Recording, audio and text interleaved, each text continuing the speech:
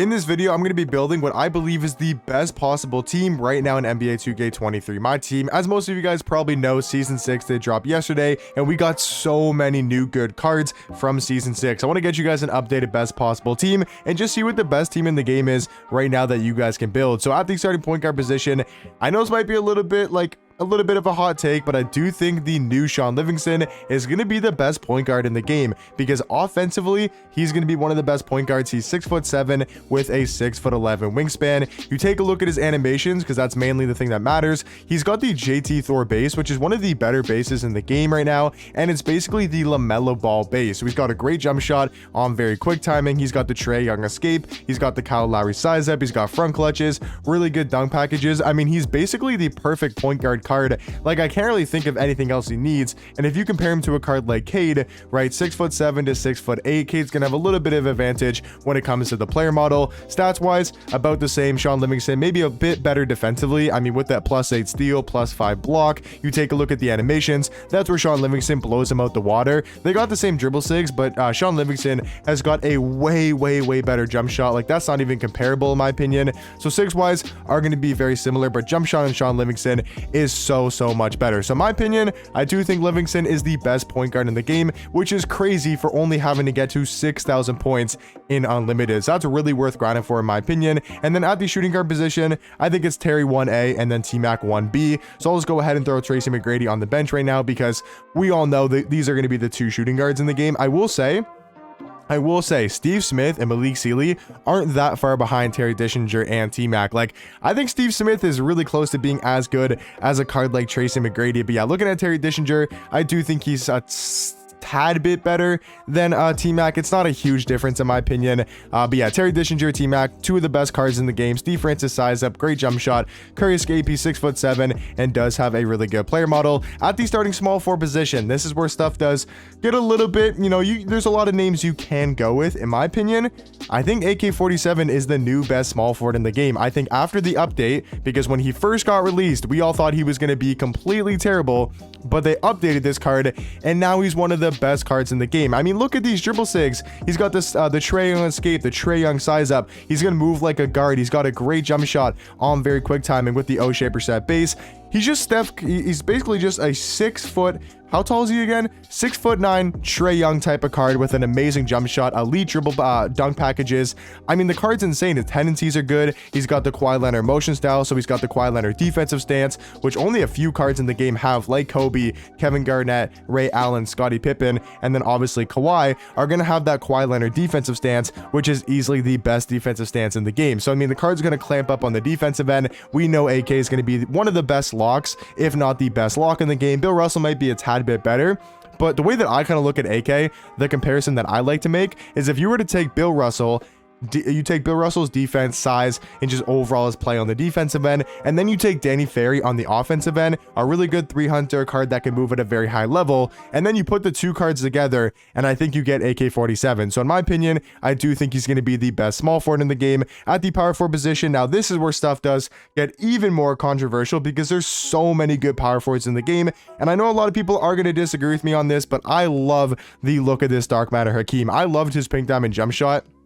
I know some people didn't like his release as much as I did. I did love that card's release, and now that it's on very quick timing, I think he might be the new best, not power forward in the game because there's Taco Fall, but then Taco's going to be coming off our bench because I don't think you want to run Yao and Taco in the same lineup. I think it's better to separate the two. So you have a card like Taco coming off the bench, I think is the best possible scenario. But yeah, Hakeem Olajuwon, I think he's the better power forward next to Yao than Kristaps or even a Wilt Chamberlain. That's just for me personally.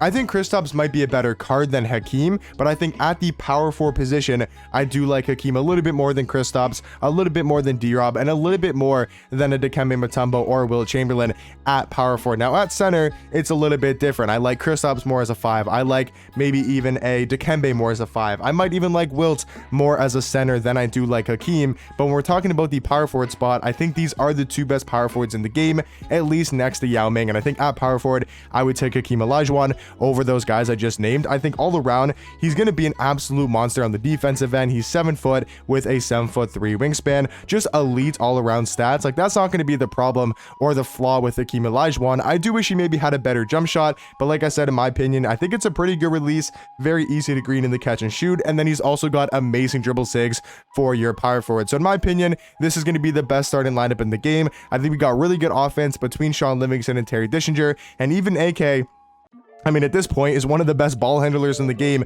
so he's going to be an amazing ball handler. Then we got really good defense with Hakeem at that 4. He's going to bring that size, that athleticism that I think we really need at the power forward position, and he's able to guard cards like Taco, Yao Ming, Wilt Chamberlain. He's able to keep up at that power forward position. And then off my bench, so far we got T-Mac and Taco, and at the backup point guard position, it's between two names in my opinion, between Cade Cunningham and Jimmy Butler, and I personally do like Cade a tad bit more. I've gone over this a bunch of times in my videos when I've done like top 10 point guards ranking, or just when I've had to, talk about Jimmy Butler and Cade.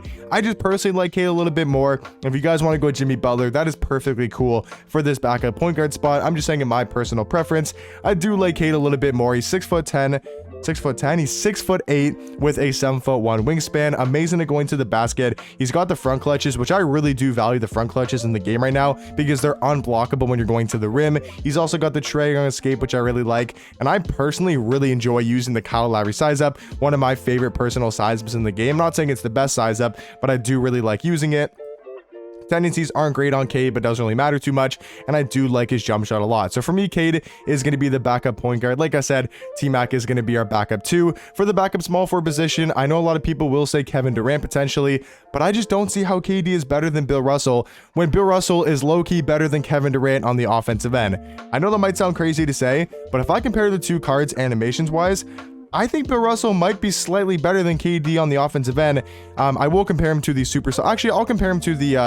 I will compare him to the Hero one because I know he does have more Hall of Fame badges. And if we're talking about the best team in the game, we can, spend the MT on a Hero KD. So the way that I look at it is they're the exact same height, exact same wingspan.